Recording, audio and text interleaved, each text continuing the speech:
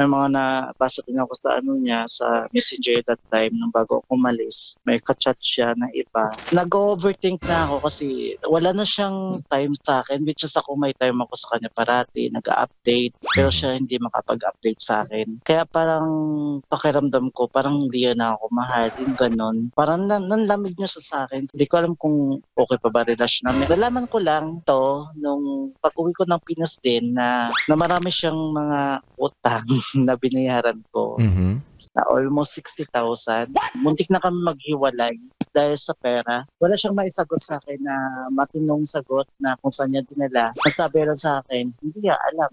Which is naghingi naman siya ng tawad sa akin. Pinatawad ko siya, okay. Yun nga lang, parang unti-unting nawawala yung tiwala. Doon nag-start yung pagiging overthinker ko. Tumatakbo sa isip ko kasi yung parang baka may iba na siya.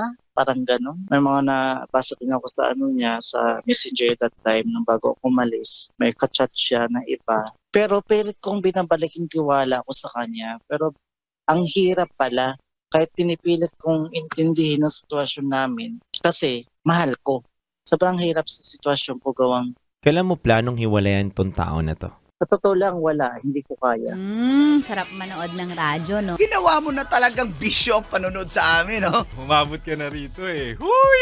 Kaya kung gusto mong tuloy-tuloy pa ang tawanan, Iyakan at kiligan, aba, I-like mo na ang video na ito. At mag-comment ka na rin sa Bisyo hit mo na rin ang notification bell. para updated ka sa mga kaganapan namin dito sa Love Radio. kailangan pa bang i-memorize yan? Basic.